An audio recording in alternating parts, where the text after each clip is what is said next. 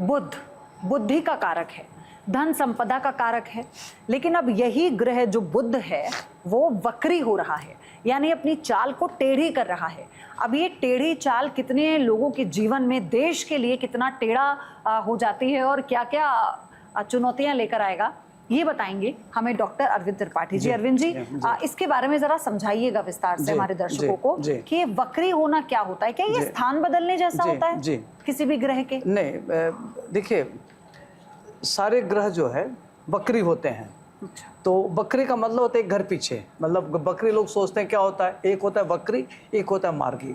तो जब ग्रह वक्री होता है तो एक घर पीछे का फल देता है और मार्गी होता है तो एक घर आगे का फल देता है। जैसे मान लीजिए कि अगर कोई ग्रह मेष में है, मार्गी हो रहा है तो वृष का फल देगा, और वृष में है और वक्री होगा तो मेष का फल देगा। ये इसका सीधा सीधा फंडा है जी। अभी आपका प्रश्न बहुत अच्छा है पयोधी। ये हम लोगों ने देखा था कि 26 फरवरी 2026 की सुबह 11:50 पर बुध मार्गी हुआ था, और जब मार्गी हुआ था तो ये उसी समय युद्ध शुरू हुआ था 28 फरवरी से। ठीक उसी तरह की कंडीशन आ गई है कि ये आपका समझिए कि 29 जून को 10:45 पर आया है, और ये कर्क राशि से मिथुन राशि में वक्री हो गया। 24 जुलाई तक रहेगा। और ये जो अभी यह इसका मतलब ये हुआ कि बुध के बारे में जानिए कि 3 मतलब होता है मिथुन और 6 मतलब होता है कन्या। तो मिथुन राशि और कन्या राशि बुध की अपने घर है, और ये मिथुन राशि में अपने घर का होता है, कन्या राशि में उच्च का होता है, और मीन राशि में नीच का होता है। जब कोई भी ग्रह नीच का अगर हो और वक्रित्व हो जाए तो उसका फल कई गुना बढ़ जाता है। अगर शुभग्रह है और उच्च का है तो उसका फल निगेटिव देने लगता है। तभी वर्तमान में जो ये आया है ग्रह, तो कहते हैं कि जब पृथ्वी के सबसे नजदीक रहने वाला बुध है तो ये साल में 4 बार वक्री होता है। तो अभी ये वक्री हुआ है आपका ये 29 जून को और रहेगा 24 जुलाई तक। तो अगर हम इसकी देखा जाए तो उसमें बुध में क्या होता है कि निर्माण का, बौद्धिकता का, न्याय का, मंत्रिमंडल का, संचार का, प्रबंधन का, विधि का, न्याय का, टेक्नोलॉजी का ये कारक है, शेयर का कारक है, फाइनेंस का कारक है। ये सब में जबरदस्त व्यापक प्रभाव डालेगा जी। तो पूरे अंतर्राष्ट्रीय लेवल पर आयात यातायात ठप हो जाएगा, आयात निर्यात ठप हो जाएगा, महंगाई बढ़ जाएगी। इसका प्रभाव बहुत एनर्जी लेवल पर काफी प्रभाव पड़ेगा, प्रबंधकीय व्यवस्था पर प्रभाव पड़ेगा। देश के कई देशों के मंत्रिमंडल में बदलाव होगा, जिसमें भारत में भी व्यापक मंत्रिमंडल का बदलाव हो जा सकता। कम से कम 1 से 1.5 दर्जन मंत्रियों के विभाग चेंज हो सकते हैं, 1 से 1.5 दर्जन मंत्री हटाए जा सकते हैं। इसका इतना व्यापक प्रभाव पड़ेगा। खास तौर से निर्माण को प्रभावित करता है, बुद्धि का कारक है, बौद्धिकता का कारक है, ये न्याय का कारक है, मंत्रिमंडल का कारक है, संचार माध्यम को ध्वस्त कर सकता है, संचार माध्यम का भी कारक है, प्रबंधन का कारक है, न्याय का कारक है, मैथमेटिक्स का कारक है, टेक्नोलॉजी का कारक है, टेक्नोलॉजी भी प्रभावित हो सकता है। इन सब का कारक होने से ये, और परिवहन व्यवस्था को ध्वस्त कर सकता है।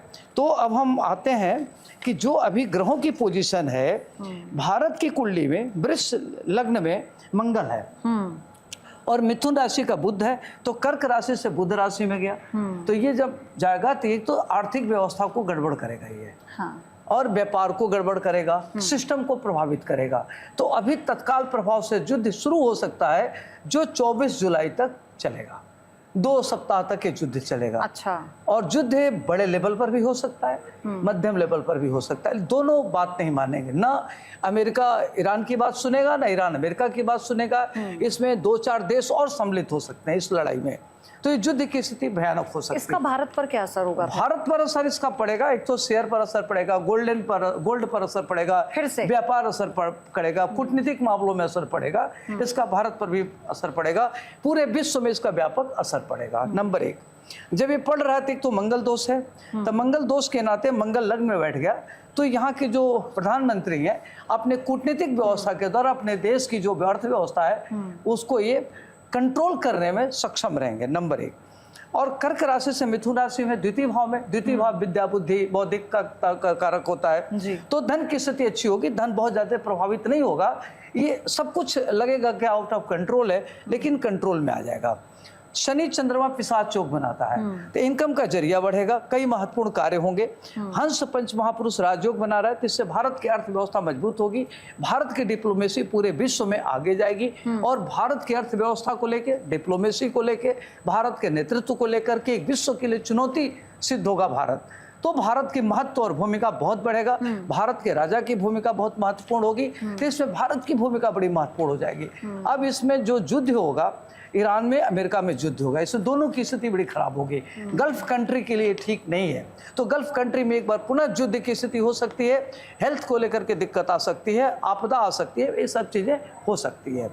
दूसरा, चूंकि औसत से ज़्यादा वर्षा होगा और पहाड़ी क्षेत्रों में भूस्खलन हो सकता है, जैसे भारत की पूर्वी इलाका हो गया, मणिपुर हो गया, असम हो गया, पश्चिम बंगाल हो गया, यहाँ भूस्खलन हो सकता है। पहाड़ी इलाकों में जैसे हिमाचल हुआ, उत्तरांचल हुआ, वहाँ बड़े पैमाने पर भूस्खलन हो सकता है, प्राकृतिक आपदा आ सकती है।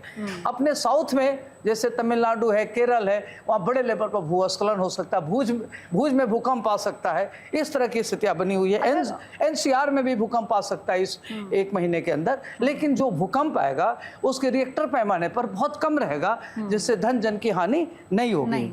और भारत के मैं ये भी समझना चाह रही थी अरविंद जी, अभी इसका जो प्रभाव है हमने भारत पर आपने बताया कि कैसा पड़ेगा, लेकिन जब हम युद्ध की बात कर रहे हैं अमेरिका और ईरान में, इस बार जो दोबारा से तनाव शुरू हुआ है ये और भीषण है, किस पर कितना भारी कौन पड़ेगा?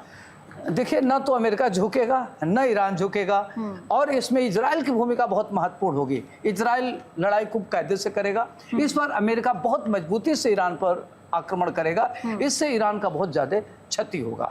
तो मतलब ईरान शर्तें मानेगा फिर अमेरिका की? अब ये दबाव में आके मानेगा, लेकिन कोई झुकने को तैयार नहीं है, झुकने को कोई तैयार नहीं होगा। इस बार बड़ी भूमिका इजराइल की होगी? इजराइल की भूमिका होगी, इजराइल पिछली बार भी थी। हाँ, इस बार भी इजराइल की भूमिका रहेगी। इजराइल सुनेगा नहीं, इजराइल को जो करना वही करेगा।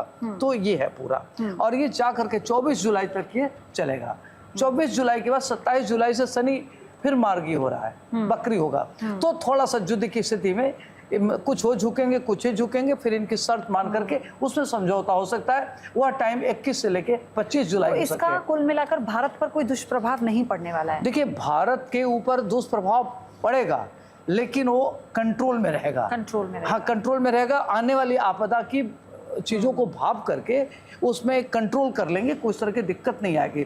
तो भारत की डिप्लोमेसी, भारत की शेयर व्यवस्था, भारत की आर्थिक व्यवस्था, भारत का मेडिकल व्यवस्था सब बहुत ही स्ट्रांग होगा। तो इससे भारत को एक नई सीख मिलेगी और भारत अपनी चीज़ों पर कुछ बड़ा परिवर्तन कर सकता है। और अभी एक डेढ़ हफ्ते में कम से कम 1 से 1.5 दर्जन मंत्रिमंडल चेंज हो सकता है।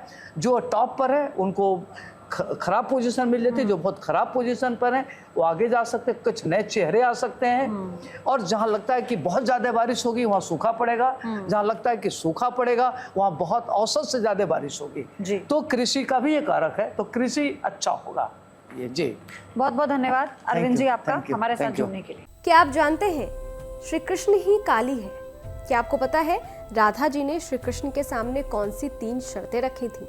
क्या आप जानते हैं कि द्रौपदी पिछले जन्म में कौन थी और उन्हें 5 पति कैसे मिले? स्तुति चैनल पर सोमवार से शुक्रवार हम लेकर आ रहे हैं ऐसी ही पौराणिक और रहस्यमय कहानियों की खास सीरीज, जहां हर कहानी में छिपा है धर्म, रहस्य और जीवन का गहरा सच। तो अभी स्तुति चैनल को सब्सक्राइब कीजिए और इस अद्भुत सफर का हिस्सा बनिए। इस वीडियो में दी गई जानकारी केवल पौराणिक मान्यताओं, धार्मिक विश्वासों और ज्योतिषीय तथ्यों पर आधारित है। स्तुति इनकी पुष्टि नहीं करता। किसी भी उपाय को अपनाने से पहले संबंधित विशेषज्ञ से सलाह जरूर लें।